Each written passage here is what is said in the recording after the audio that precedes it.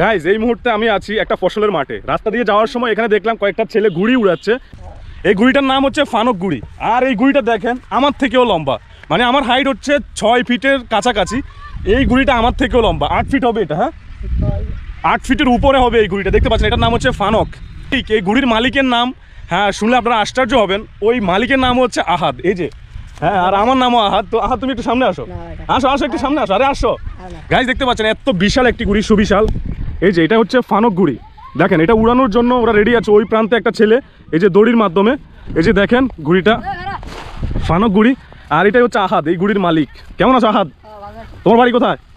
আশরাফপুর। কি বাড়ি? সদরি বাড়ি। এই যে দেখতে পাচ্ছেন আহাদ, আমার নামের কাউকে আসলে সচরাচর আমি পাই না। হ্যাঁ হয়তো অনেক বছর পর হ্যাঁ এমন কাউকে পেয়েছি যার নামের সাথে আমার নামের মিল আছে। আর আহাদের এই ফানুস ঘুড়িটা দেখতে পাচ্ছেন বিশাল। এটা এখন উড়িয়ে দিবে। হ্যাঁ উড়াও। এটা লেজটা দেখো, লেজটা মানে কত বড়, মানে একজন হ্যাঁ প্রাপ্তবয়স্ক মহিলার কাপড় দেখেন, একটু ছিঁড়েনি বা চিকন করেনি, পুরো কাপড় দেখেন কয়টা কাপড় সংযুক্ত করেছে এটা। হ্যাঁ লম্বাতে তিনটা কাপড় দিয়েছে লম্বাতে, দেখেন একটা কাপড়, ওইখানে আরেকটা কাপড়ের টুকরা, ওইখানে আরেকটা কাপড়।